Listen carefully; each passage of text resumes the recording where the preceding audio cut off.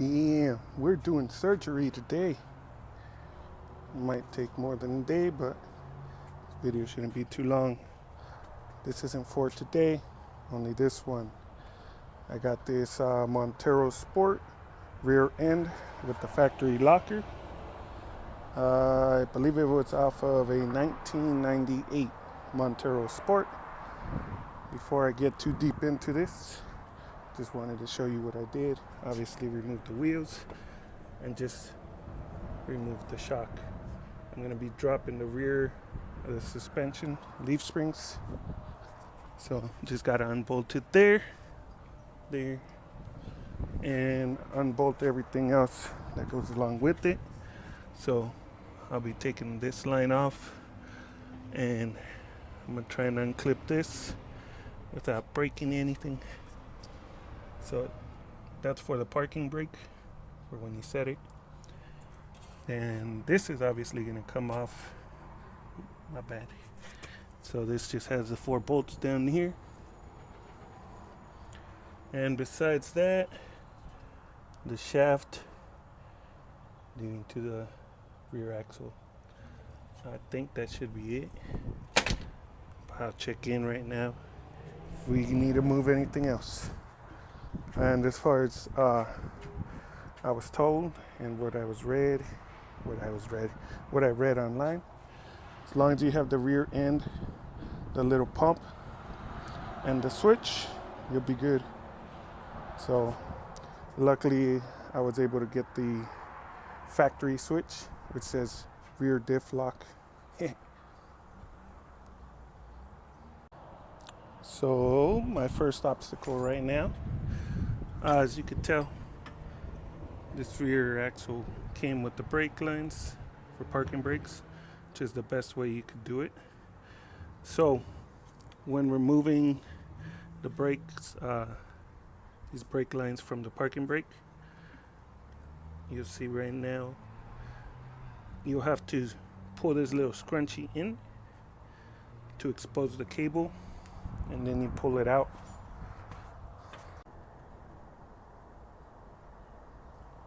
Alright, so right here you should be able to see what I'm talking about. The parking brake. The phone might wobble a bit, but that's because I placed it on the frame. So right here you pull this to the front, so that exposes the wire a little bit, and then you pull back on the wire right there, enough to slide it out. Yeah. At first that wasn't obvious to me. On here you have little notches to pull the cable off, and you just align it, pull it out, and bam, there you go. So initially that obviously wasn't obvious to me, so that's why I made this quick little clip. And she is ready to go. As you can see, pulled the shackle off, leaf springs came down. The only things I really had to do was disconnect this hose, brake line right here, and I just clamped it so nothing comes out. Either way, I'm actually going to replace it. I have steel braided lines going there, so just disconnect this. Obviously the drive shaft, 4 bolts, and this little vent line. Ooh, I almost tilted it. But from there, you just take off these U-joints, 2 bolts each. Boom, boom. This pops off. It was a little tight, so it was stuck to pull out. And obviously, this is what mounts the shock. Plate goes right there, and she's ready to pull out. Let's see if I can do it without dropping it, which I doubt, because this. Oh no, I'm gonna need 2 hands. One thing I almost forgot. If you're doing this swap, I'm pretty sure you've looked into it. But this rear end is shorter than this one, or should I say this one is longer than this one. I forget exactly how much longer. So your wheels in the rear will be out a little bit more than they were with factory. Trying to think. I think it was they'll stick out an inch. I think it was like an inch and a quarter or something like that. But I don't think it's a big deal. Won't rub or anything. My tires aren't that big. And even by the time I upgrade to larger ones, more than likely I'll put a lift kit on it so it'll never rub. So, just in case you didn't know, that's what it do. So I ran into a little snag right now when trying to mount this shock back. So you could see it hits. So I'm gonna have to cut this. I'll probably just cut it straight down like that. Make sure there's plenty of clearance. Problem is I don't really have any cutting tools on me right now, so I might have to go to the store. Everything else lined up perfect. I'm using the bump stops from the 97. This is the 88. So I figured these are 10 years newer. Might as well use them. The other side clears, as you can see over there. Everything's bolted up. Shackles are back up. The only other thing I will have to do is change that out. I got a new U-joint and a new or the mount that goes onto there, because these are not the same. So that's another thing I forgot to add in the beginning. You'll have to get the drive shaft mount right there. I don't know what they call it, but the piece that connects to the drive shaft after the U-joint, because not all of them are the same. Bam! My handy dandy Dremel tool came in handy dandy. I ran through 3.5 of those discs, but it worked. It's not the most beautiful thing in the world, but it works. Cleared it. This thing is mounted. So now I gotta just tighten up the bolts.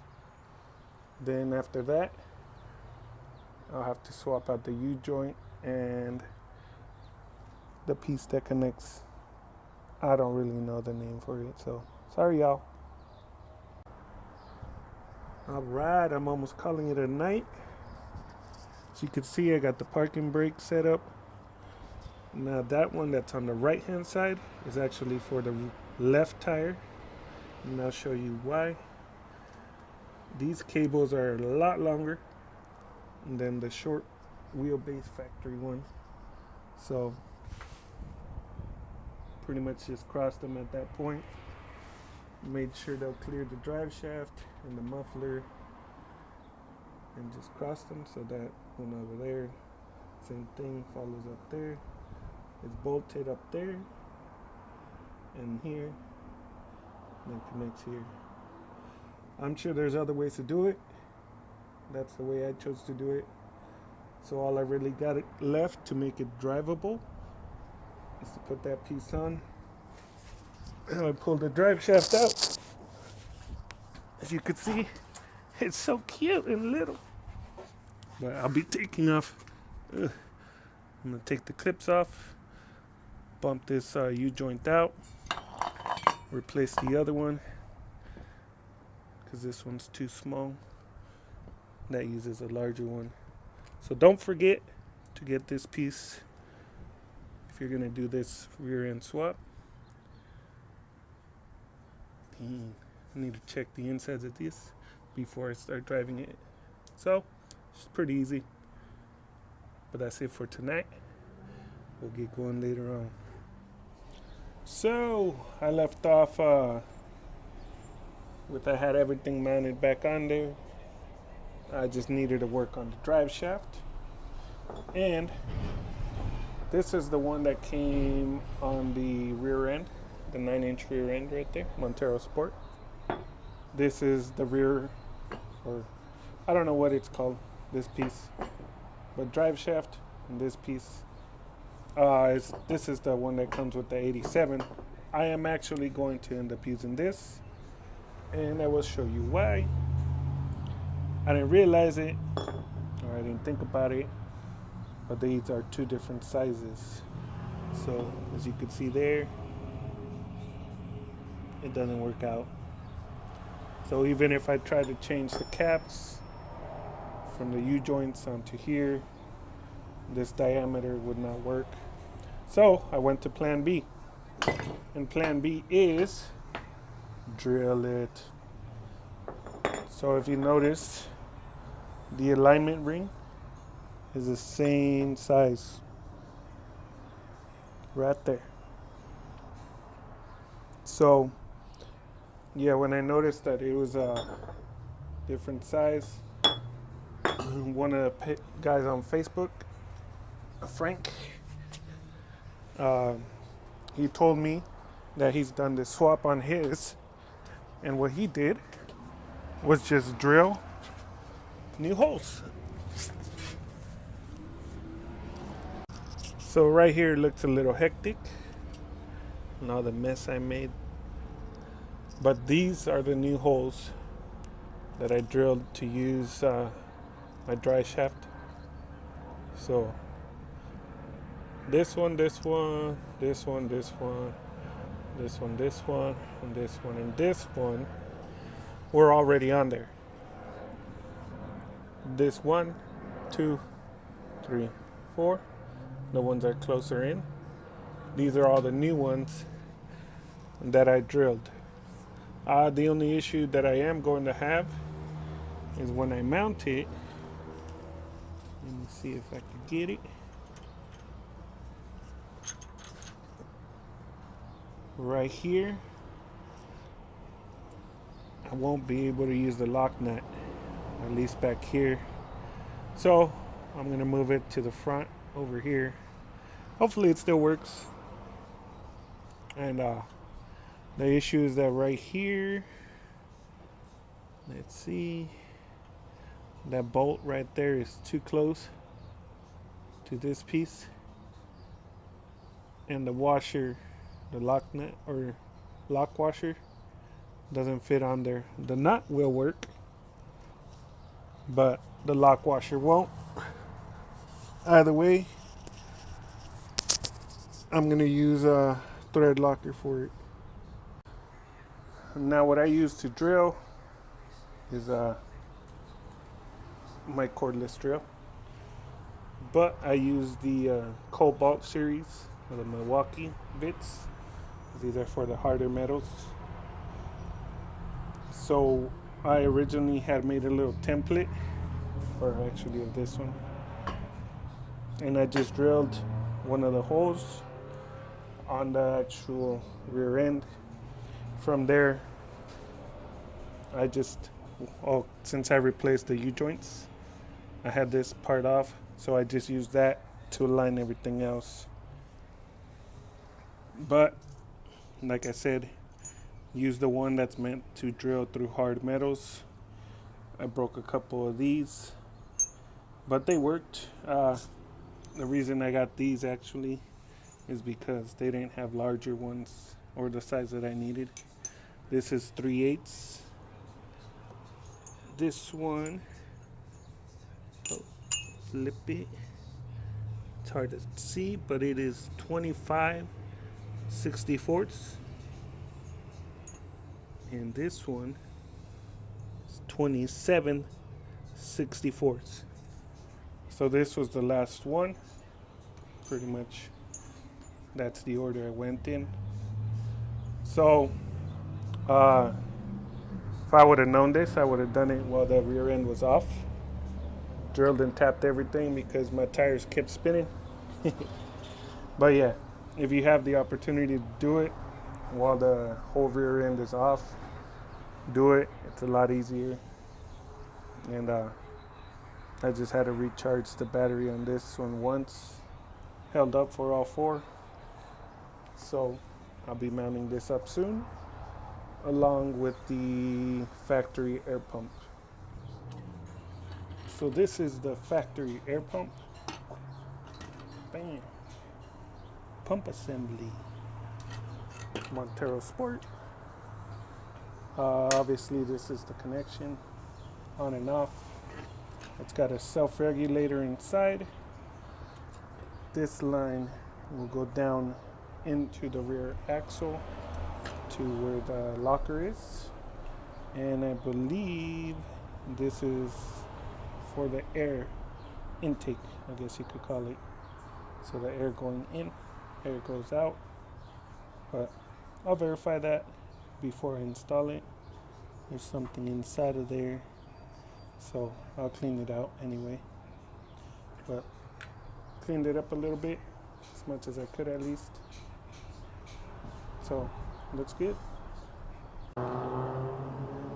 All right, so I got the little air pump. As you can see, I notched it up right here, split it open. And for those of you that noticed too, this isn't the same air pump. I actually have a few because I have one going into my Mighty Max, and I stepped on the clip for the other one. Stupid. But yeah, you see those two mounting spots? So on the one on the right, I already put one bolt. The one on the left is going the other one, but that's why I extended these, because it almost matched up, but the holes would be like right here. So easy way, easy fix, no time to mount. All right, mounted up. As you can see right here, that's why I needed to do the little cuts.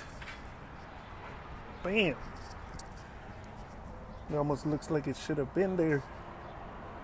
So this is to the air locker.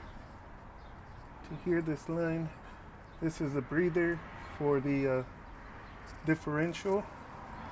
I think I'm actually just gonna get a longer hose, tap it to here, tee it off.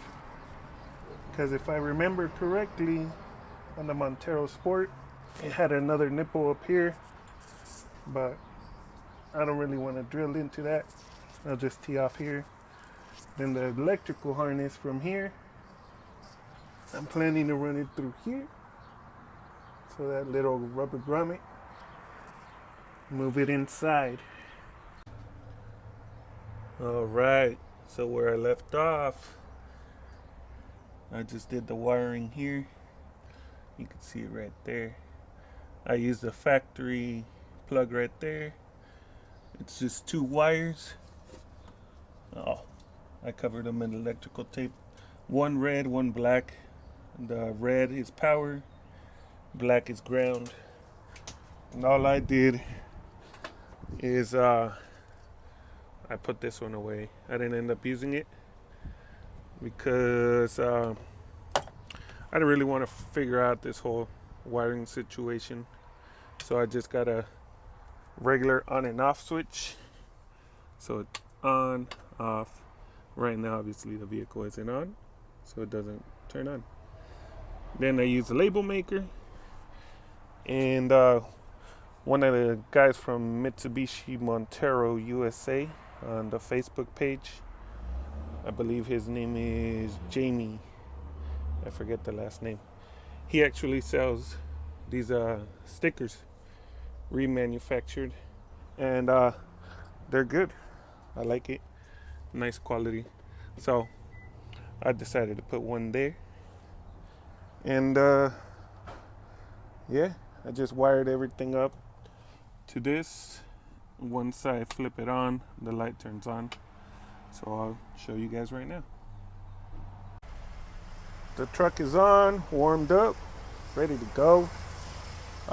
Since I don't have the actual computer and everything that the Montero Sport came with, I could actually just turn this on and off on the Montero Sports, and I guess the Montero SR, the larger ones. You have to put this in either 4-wheel low or 4-wheel high before you could even turn this on the factory settings and everything. So it's going to be one thing to keep in mind when you do this. Don't forget to turn it off after you're done using it. You just need it to get out of whatever situation you're stuck at, and turn it back off, because if you keep driving you will damage your differential. And that's why it had those safety options on the Montero Sport and the regular Monteros. So right now, let me show you. I have one tire on the truck, so you should be able to see which way it turns. And I'm going to turn to the right.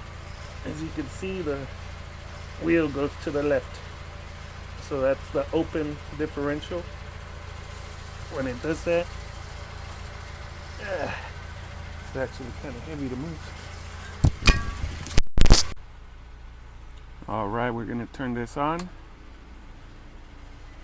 I highly doubt you guys could hear it, but that little pump is kicking in right now, and it's actually done. This thing is pretty quick. Small pump. It works.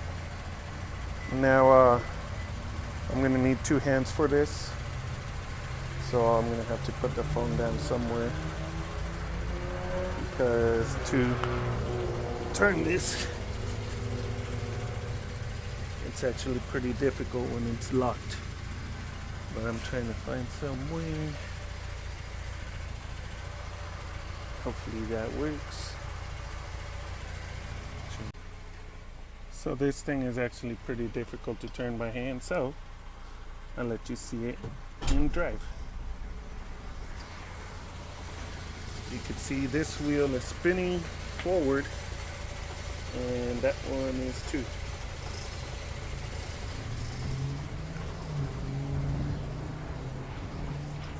So there you go.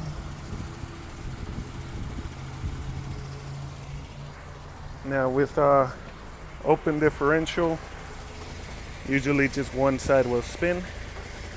I'll actually show you guys that right now. Oh yeah, my brakes work too. Bam! This brakes! So throw this. Actually put it in park. Turn that off. I always give it a couple seconds. That way it disengages. And now this side's going forward. Oh. My bad, disconnected my headset. But you see the difference in the speeds, and that's going forward real fast over there on that side. This is barely turning right now. So that is with the vehicle in drive, how normally it will go, because the 2 axles are not locked together, and that actually gives you better turning. So one side could spin faster than the other when you're making your turns, because if you have both of them fully locked, then that's when you get yourself in trouble, because this side should be able to spin faster or slower than the outside. So if you're turning this way, let's say you're making a left, this wheel will spin less than that one. That's what the open differential is for.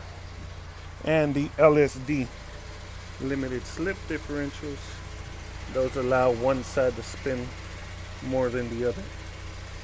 But this is a locked differential, so both sides will spin at the same time. And when you're off-roading and you're stuck somewhere, the more traction you can get, the better. And that's the point of it. And I think I got a leak. So I'll have to tighten that up right now. But yeah, pretty much that's the whole swap right there. Main points I'll go over again. I'm gonna have to cut that off. I'm gonna have to drill the new mounting bolts there. I'm gonna have to mount the little air pump. I suggest getting that factory connector.